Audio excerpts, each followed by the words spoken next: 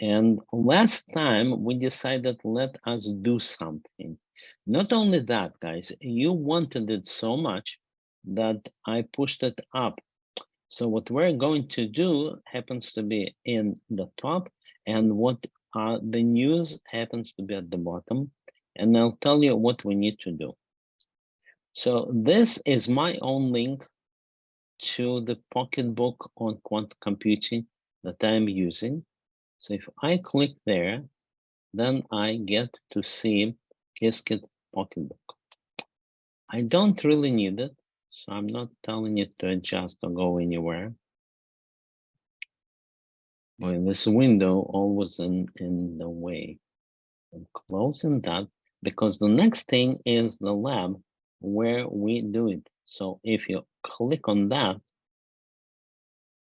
there you are. And not only click, I'll give you that link.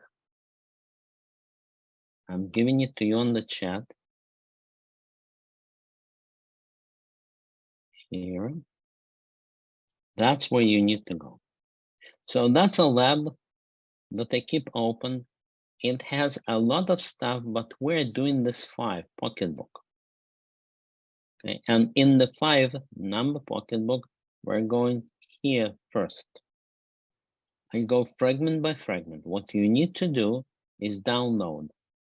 Now that is a IPYNB Python notebook, so you will not simply right-click download it, I believe, right? Because it doesn't. Instead, you will click on that thing right there, and then 2 things happen after you click on it. You first of all see what's there. We'll go over that, and secondly, you can download that right here. So I will do both. I'm looking at this fragment. You are also looking at this fragment, either by opening that or by watching the screen. So what I'm giving you is a complete link to open. So even if you didn't follow the previous links, you are following this now. There you are. You click and open that. And you see what shows us that I'm a professional trainer, I can say. It's been 10 years. And I am like an annoying pest who always wants his instructions followed. So I'm repeating them, I'm going slow, and I'm saying, please do that. So what I'm saying, please do that, please open this. And after you open this, click on this. It's 1, 2, 3 raw, then copy, and then download raw file. So if I click there, I download the raw file, which on my Mac comes out here. On your Windows machine, it would come out in the downloads. So if I show it in the Finder, okay, then I will delete all the other stuff in the downloads so that it's not in the way. And it says QC for quantum computing fragment 1, and it's easy to find. So that's number 1. You download this lab. Number 2 is you go in the environment that can run this lab, and that environment is Colab. So do we say it here? We say, first of all, download, but we don't say it open in Colab. So I'm adding this instruction. I'm saying open in Colab, and for that you need the link. And the link is like that, Colab Research Google.com. So I'm taking this link and giving it to you first of all here, right? So if you click, you'll go into Colab. And secondly, I'm giving you the same link in our chat. Right, so you did 2 things now. You downloaded the IPYNB and you also open Colab. So let me open Colab as well, just as you would. Right, open Colab, and it opens. So it opens and comes with the ready menu. You can cancel that. I want to show you how to go from the very beginning. So if you have never done it, you are right here. On itself, it is a nice environment. It's educational environment for running your Python notebooks. And if you remember, Qiskit is in Python, so you can run it in the form of a notebook. So first of all, let me open the notebook and start running it, and then we'll talk a bit more. So you need to say File, Upload, choose the file, and I have to go to Downloads. I am there. I have to click on this fragment and say Open. That's all you need to do. Now, at this moment, I will pause and ask you if you succeeded in doing that.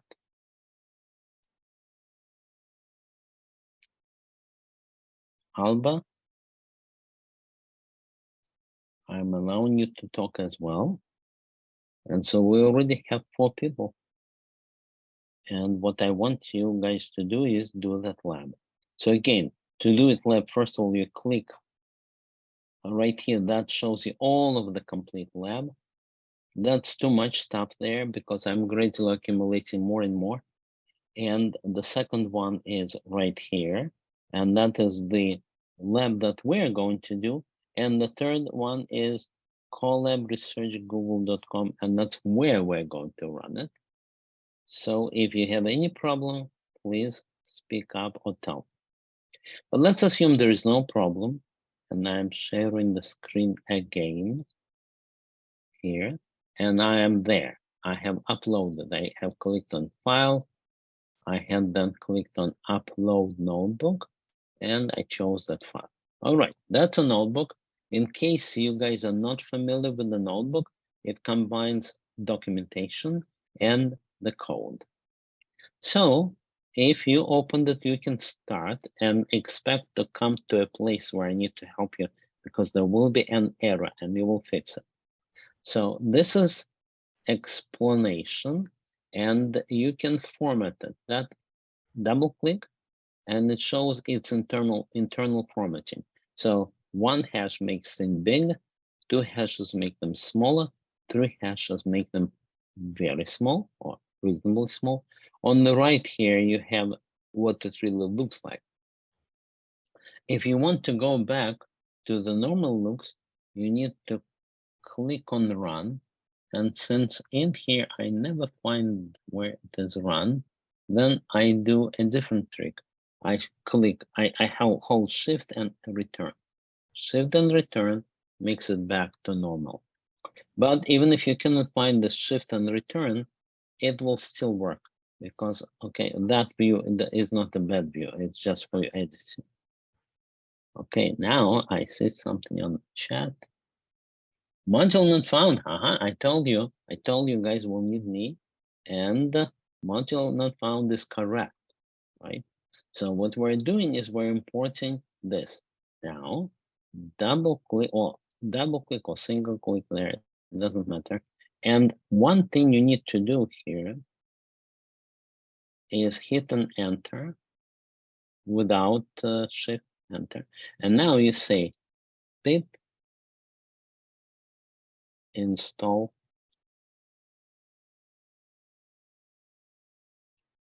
Qiskit. Install, cannot type ALL. Qiskit, it's like this, K-I-S-K-I-T, right? Qiskit. Now, I will run it first, then I will explain what happens. I run it by either clicking on this thingy, which implies run, or doing Shift Enter, and it starts installing. It says I'm collecting Qiskit so that I can install it. Let's wait till it installs.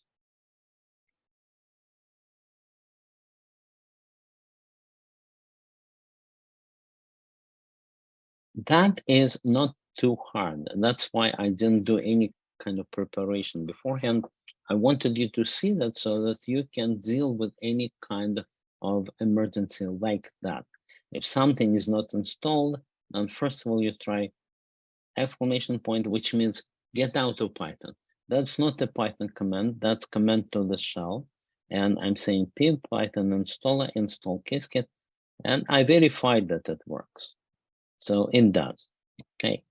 Now I'm giving you this command so that you don't have to rely on you typing, but I'm giving to the command in the chat. Here's the chat. That's what you need to do. Okay. Now that I've done this, I need to tell you what this lab is going to do for you. So the first thing, it teaches you that you will be doing this Qiskit lab. Now, usually installations for quantum computing include the complete instruction and you install everything. But since we're doing install when we need, then it's much easier. You will need a Qiskit library. You can install it with a exclamation point pip install Qiskit, and that's all you need. In this lab, you won't need anything else. So just one install instruction. Now we're going to play the whole chapter. And if you want to know what the whole chapter is about, probably you can click here. Let's try. Yeah, that's a table of content. So first, we're talking about quantum circuits. So every time that we do something with the circuit, we'll tell about what it really means. Might be even philosophically what it means, but practically what it means is that we're playing with quantum Qiskits or quantum circuits. So that's an amazing thing that you discover when you learn quantum computing, that for every calculation, you form your own little computer right there. And you forget all that you knew, all about the computer programming that you ever knew, because you start from zero, below compilers, below languages, and ignore that fact that we're running in Python. Yes, we're running in Python, but we're dealing with quantum computer, and there we start from the very basics. What are the very basics? Well, if you remember computer science, then the very basics is 1 bit, right? And that 1 bit is represented by a little circuit, computer circuit, that can do one thing. It can say if it was 0, it should become 1. That's an X negate the value, and if it was 1, it will become 0. You go back to that very low level and you construct your circuit that you want to use for quantum computation, and you go from there. And that is what this lab is teaching you, except that now you're being taught on the very basic level, that you cannot go any more basic, and that is the ABC. Now, in the end, what will come out is War and Peace by Tolstoy. It will be a big composition, but you need to start with letters. That's where we start. All right, so if we said that from Qiskit import quantum circuit, then we are going to use this quantum circuit. In Python, you're saying, first of all, from which library, and secondly, you say what you import. You can even add, you can say as, like this, you can say as QC if you want. That will also work, but it will break everything else. Oh, I don't need to install it again. Since I don't need to install it again, every time that I am here, I will comment it out. So now it will just do this install. So now that will break because when I imported it first, I called it quantum circuit and I didn't rename it. So if I wanted to do this, I would have to say QC, but let me remove it. Let me be normal. Yes, you can do it. But now it restored. Okay, so I'm getting this class and I'm starting to play with it. We actually did it last time, but I didn't give you the chance to do it. Now, yes, you can. Here I am, and I'm asking, what is it that I have constructed? Again, in Python, you don't need to declare variables, you just use them. And here I use the variable and became, what is it? It's an instance of quantum circuit and no more details given. But this quantum circuit really can do a lot of things. So as we go on, we will investigate what it can do. Right now, we're just playing with the object. Want to know what its type, and its type is quantum circuit. Okay, I got so far. Then I want to create another quantum circuit. This quantum circuit only has quantum bits. Those electrons or photons or whatever they use inside of the quantum computer. But as you remember, those quantum bits, they don't talk naturally to you. They talk to the special wire that's on the outside of some quantum computer. So if you look in the quantum computer pictures,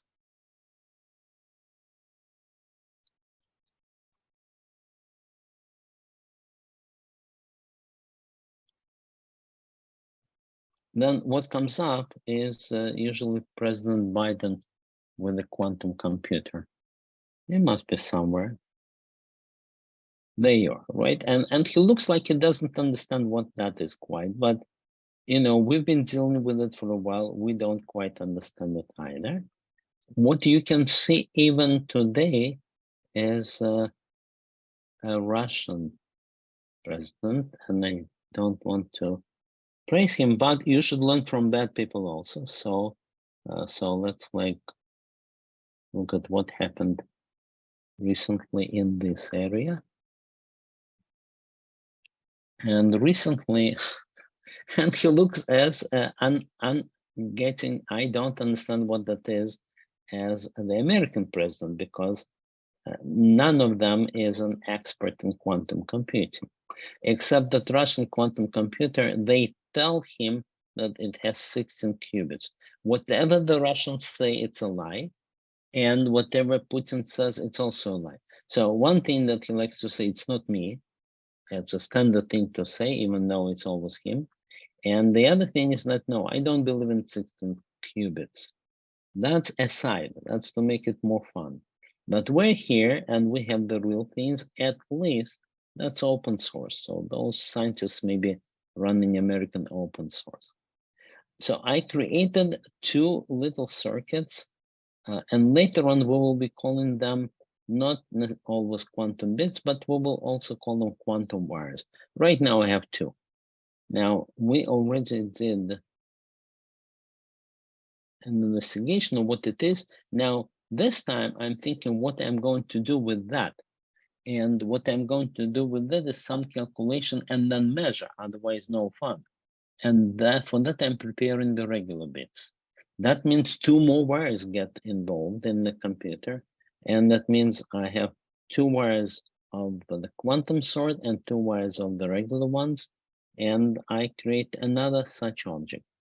Just for fun, I renamed it. I called it QC2, but I could have as well say QC, and just remember that I renamed it.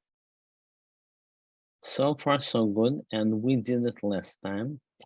Now, new stuff, okay? So again, we create a new circuit. This circuit has 3 quantum bits and no regular bits are mentioned. So I'm still not sure if that quantum circuit 3 still gets 3 regular bits by default. But to be sure, when we are going to use the regular bits, we will add, we'll say 3, 3. Now, this is real quantum computing that you're doing, and you're applying some transformations to these quantum bits. How many bits did I get? 3. So I will refer to them as bit number 0 or qubit number 1 and qubit number 2. The index starts from 0. Then I'm going to apply a transform. I'm applying the H transform, I'm applying the CX transform, and I'm not calculating anything. Keep in mind that I'm just drawing what I'm doing. What is the H transform? I didn't say it here. We'll talk a little bit about transforms later, but H is Hadamard, or Hadamard, however you pronounce it. And if we really need a big description, we can go to ChatGPT to ask. But for now, this is the first real quantum transform. What it does, it takes the bit number 0. So we have 3 qubits, 1, 2, 3, right? And we take the very first one and we apply a transform. This transform makes it more real. Up until now, it all starts in position 0. If I measure that, I will get 0. But I want it in a quantum state, which is not even determined, right? It's the famous Schrödinger cat. You don't know if it's alive or if it is dead. And it has a certain formula to it, which we will see, but it becomes real. It has a probability of being 0, probability of being 1, and it has a probability of being anything in between. That's why quantum computing is theoretically more powerful than regular one. And I've done this. I applied the Adamar transform to the bit number 0 right here. Then I applied the CX, and that is the CX gate transform. We'll talk about this CX, what it does. And it has two arguments. The first argument, what do I apply it to? And the second argument, whether I do it or I don't. This is a control not. CX is control not, control negation, and it says take bit number 0, and that's this one, right? And now apply to it a negation, but that's only if this qubit number 1 is here. If that qubit number 1 is in state 1, but if it is in state 0, then don't apply 1. And this here too, it's saying take the 0 qubit, it's still the same one, and apply this transform only if qubit 2 is in state 1. And now draw. Draw allows me to see what I have done. In other words, show me the whole program at a glance.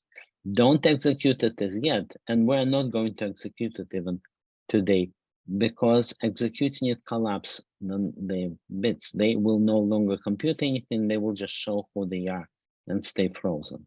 So that's the program. Now, of course, you have been able to run it. That's easy. And if you say something, then just say it, because I don't always want where see the chat, and we're the same participants. The next step is you can place a barrier. A barrier is a fun thing. You see, that's a barrier. First of all, how do you do it? And then why do you do it? So I'm taking this same quantum circuit, I'm giving it 2 bits now, and I'm doing different transforms. So the first thing I'm doing is I'm taking qubit number 0 and applying the H transform, making it a real qubit. It's interesting that it knows so much. I didn't write it. I guess that is Google implementation of Colab that adds all this documentation. Well, very nice of it. All right, it puts the H. Then I put the barrier. Barrier goes right here, and it separates what happened up until now from what happened after that. And I didn't say where to put the barrier, so it puts the barrier on all of them. Okay, and it is a barrier that acts as 2 things. First of all, it puts a line, a vertical line here. So it's funny, but that's the first thing that it does, just to see it better. But it also says that later on, when you're going to compute, then if it is separated by the barrier, you cannot combine this with that. You have to first apply this operation and then apply this operation. However, if I don't have the barrier, the computer can estimate should it apply them separately or should it just apply them one after the other. I'll give you an example. X. X is a negation. If it was 0 become 1, it was 1 become 0. So 2 x's cancel each other out. Since there is no barrier between them, any computer worth its salt will just take it out and ignore that. It can happen in one of 2 ways. If it is a simulator, then it will compile it for simulation and take them out. If it is a real computer, then it will, before it executes, it will take them out. That's why the barrier is here. But right now, it's mostly because it's looking nice. That's why we have it here. So, okay, let's watch. We have first stage. I don't understand why this Q1.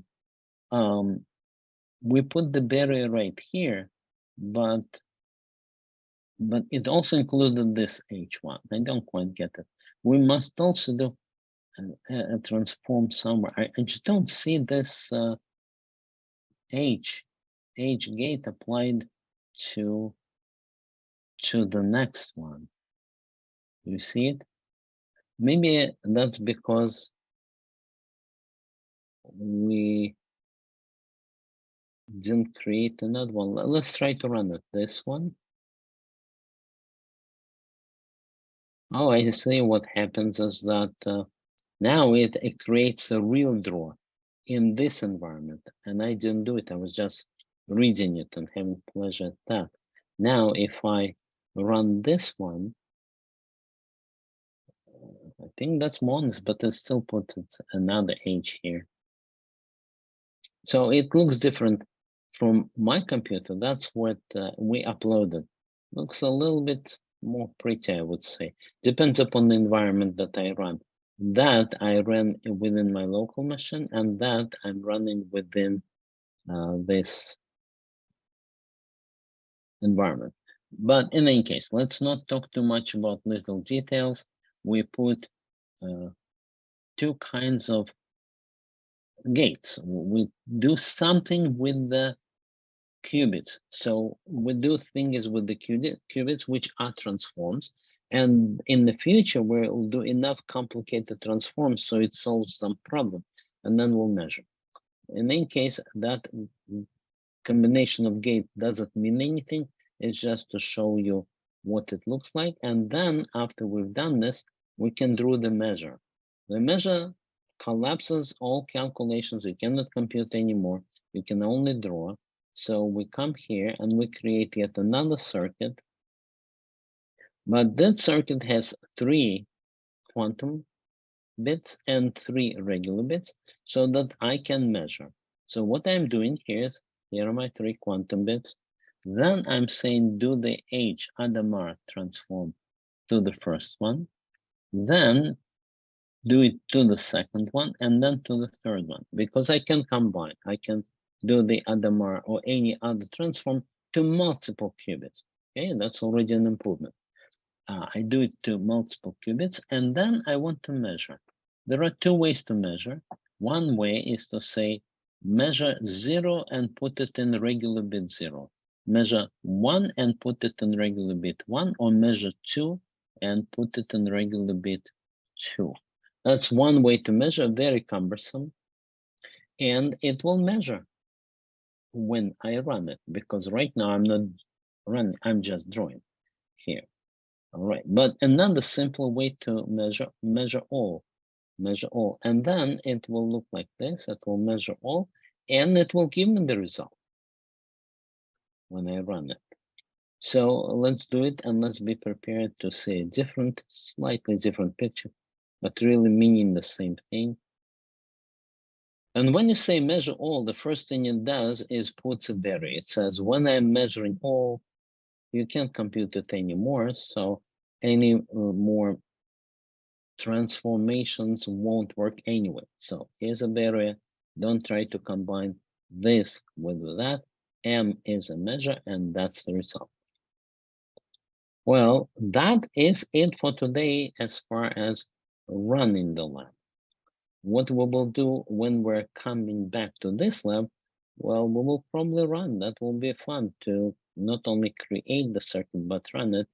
But I promise there will be some bonus.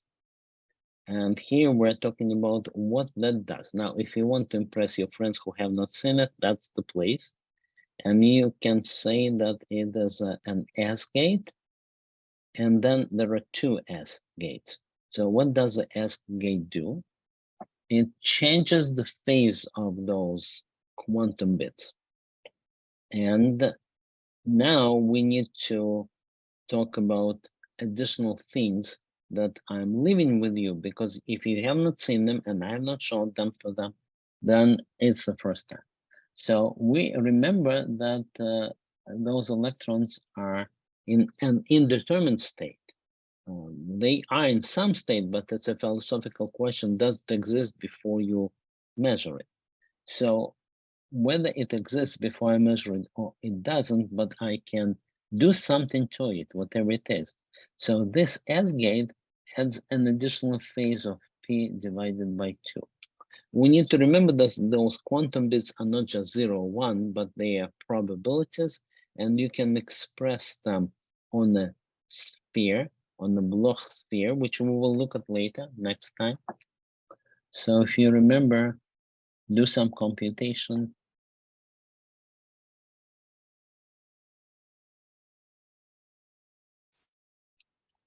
Okay, so to keep me honest,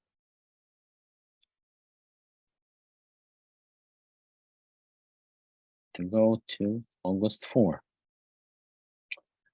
we will do some calculation.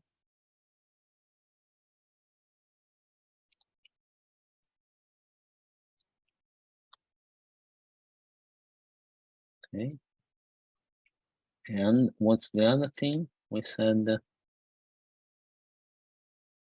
and we showed that on the Bloch sphere.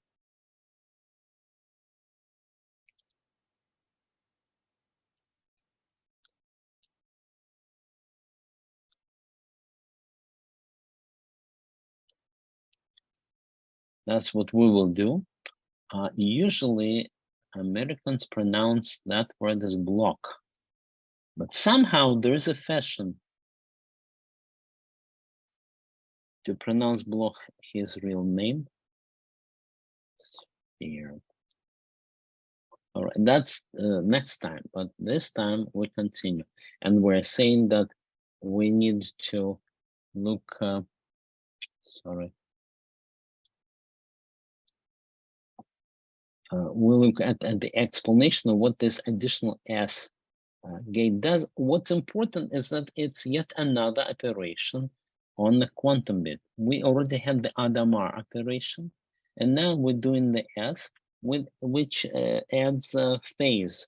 So if you represent the quantum bit as a wave, then it changes the phase of this wave. Now, there is also a notation that I will introduce here for the first time, but really use the next time. It's called the Dirac notation. Dirac was a scientist who invented all of that, and he invented this as a bracket notation, but the bracket notation is divided into two parts of the word, bra and cat, and then a usual joke that I don't know it should be funny or no, but you write a phase in this form. You write the phase in this form, and that's what leads you to think that, oh, these are not regular 0 or 1 numbers, but you can represent them as complex numbers. Yes, that's what they are. Later on, we'll see what it means. We'll investigate some more. Okay, so that is one of the very important gates. And what's funny is that two gates, they do combine, and we saw that two X gates combine into unison. Nothing happens because you negate something twice and it's back to what it was. The two S gate, they combine into a Z gate because S is a complex number. So when you multiply by a complex number twice, it doesn't become the same as it was. And therefore, as a curiosity, it combines. And that curiosity comes up because in our circuit, we did not allow it to combine. We put a barrier.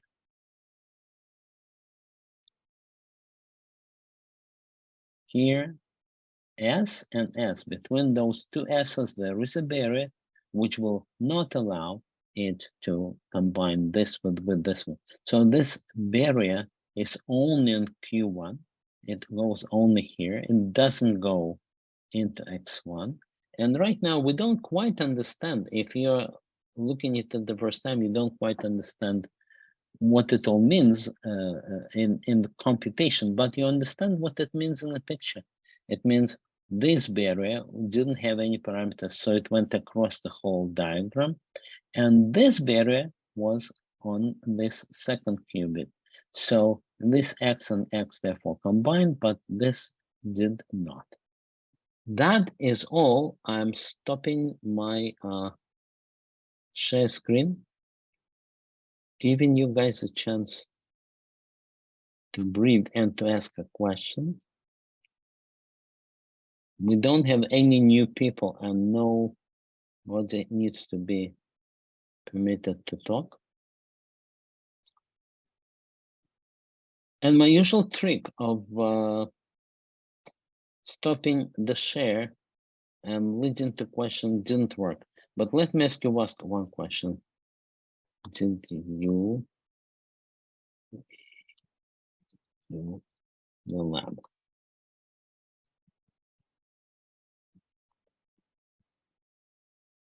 Every word here is less or equal to than 3 letters.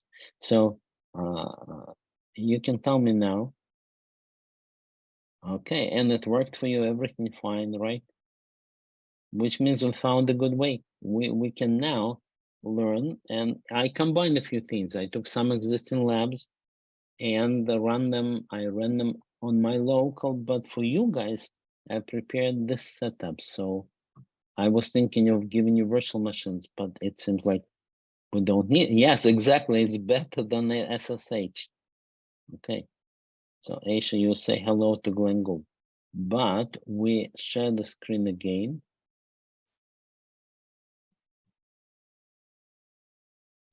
And that is all I wanted to do with this. Next time, as I promised you, the exercise will continue. So I'm closing this one. I store these in this GitHub Labs. Closing that and going back to here. All right, but news, this time we started with practical exercise just because we didn't have them before, so we were starving for this, but I'll show you what I found. So I found this presentation. Now, I want to download that and show it to you, or just show it to here. No, I want to download if I can. Download, there you are, because it will look better. So what I see, an interesting thing right here, is the second time in a row that I see presentations that combine quantum computing and ChatGPT. As you know, my next webinar today is about ChatGPT, and these are the two most hot topics. And 2 times in a row, that was July 14th, they do both. So how much do you get when you combine one hot technology with another? Very different technology and very different amount of hype, but everybody agrees, well, just as important. All right, so I did listen to that, and I also looked through the slides, and I will summarize them for you.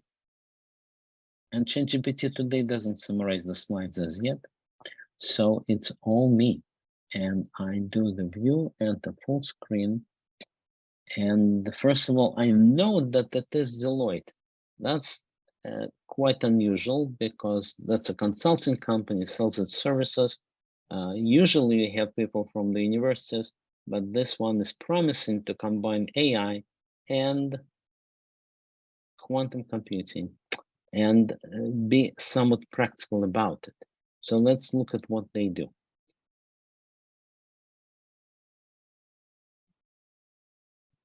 They talk about models. They talk about models, generative model. It doesn't matter what you call it, but as long as you use this word generative, then you get the attention of search engines. But generative models just gives you a lot of output. That's all. It's just a new very hot keyword. Please don't take it seriously. But GPT stands for generative. Now, GPT, and that's what I say here, generative, but it also has another letter there, P and C. So T stands for transformers. These are the new neural network architectures that are the foundation of everything, all of AI today. They have replaced every other kind of network, and you can do anything with them, and you can do AI. So what's important here is that they generative that attracts attention. What they do is output pictures or words. That's all about them. Now he asks, why would that be nice? Why wouldn't we have these models? Well, he says, we're practical people here. We want to sell to banks. And we show you that we are able to generate more and more data and then resolve it for prediction of the price, and then you get more money with the price. That is what the motivating for that. And one of the giveaways I'll tell you right away is that he says regular, I would say, simulation. Regular simulation has to rely on stimulated random numbers. And this simulation will rely on quantum numbers, and quantum numbers are really random. That's his major idea. And here you see he is using another hot keyword, and that is GAN. And GAN is generative adversarial network, I think. And that means that you train one network with the help of another, not with the help of humans, but one says, I see a little bit of a drawback in your algorithm. How about if I give you this complex example? You won't be able to solve it, right? And the other answers, no, I solved it. There you are. And then the first one says, no, okay, I'll give you another complicated example. And that's another popular keyword. And I think you guessed by now that I don't think it's very, very practical, but it definitely looks nice. So he talks about the complexity of all these networks, and that's where he comes to quantum complexity. So he wants to use this technology, but implement it with the quantum computing and promise a better prediction for the prices. So let's go down and let's see what kind of a better predictions for the prices he'll get. Meanwhile, it's a quantum generator. That I think is the only new thing so far. So he generates new data with the quantum computer and solves the problem with the AI. Well, let's come to the now, this is where he's really strong because he is a financial analyst. So they are financial analysts. And they talk about what are options. Well, options do have an interesting story. Is that, let us say you somehow have a feeling that that stock is going to go up right here, maybe, right? So you'd really like to buy a lot of this stock and watch how it goes up and sell it tomorrow, right? That's what you would like, but you don't have the money to buy all the stock. So instead, you verify your credit and you say, I'm buying an option to buy the stock. So I'll buy it tomorrow when it goes up, but at the current price, so that when I'm opening my computer tomorrow, I'm rich. That's what options are. You promise that you have an option to buy something, but you're not required. So if it turns out your gut feeling didn't work, okay, you don't buy it, but you lose that money that you pay for the option. Well, that's already a dangerous game. You can lose a lot of money, but you can also gain a lot of money. And I think there is also another one where you do have to pay, and that can ruin you completely. Well, that's what options are. Well, options were invented like about 30, 40, 70 years ago. All kinds of options were invented, but they were not practically used because nobody knew exactly how much to ask for the option. If you ask too much, nobody will buy. If you ask too little, you may ruin yourself. Until this guy came. Black Scholl. Really should say Scholes because he is from Netherlands and they talk Dutch there, and in Dutch it's Scholes, and they pronounce it Scholes. But that allowed you to estimate, to give a good pricing model, and then they started trading them, and you need to be approved for that kind of training, and that's what he applies his quantum computing to. Let's go all the way to the end, the results. So he says that is what we get. We get better estimation of what's going on, and we get a better modeling, and therefore, who subscribes to our services will become more rich than he was. Well, he doesn't talk about those people who did subscribe to those services. I still think it's quite an advertisement. So next steps to do it better. All right, that's what they were talking about, and that's the new things. Right? Okay, now all of that is available. All the links are here. You have this one link that you need, which I'm giving to you again in our chat. That's class. And next time we're planning to do the same thing. By the way, I do think I have a new person here, and I'm allowing him to talk. Ignacio, welcome. All right, so whoever wants a review and a refresh of what we talked about can get it. And beginning of planning for August 4th is here. It's more practice. I promised you we will even do the calculation, not on the real computer, still on the imitation computer.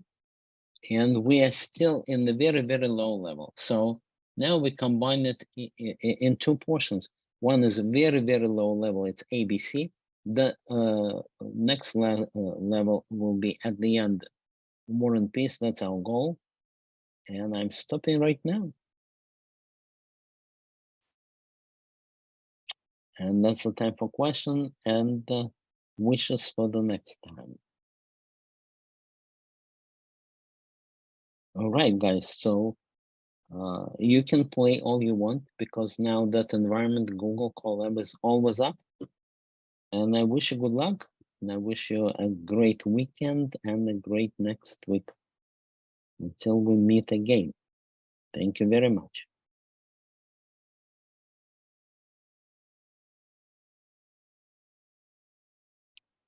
Thank you.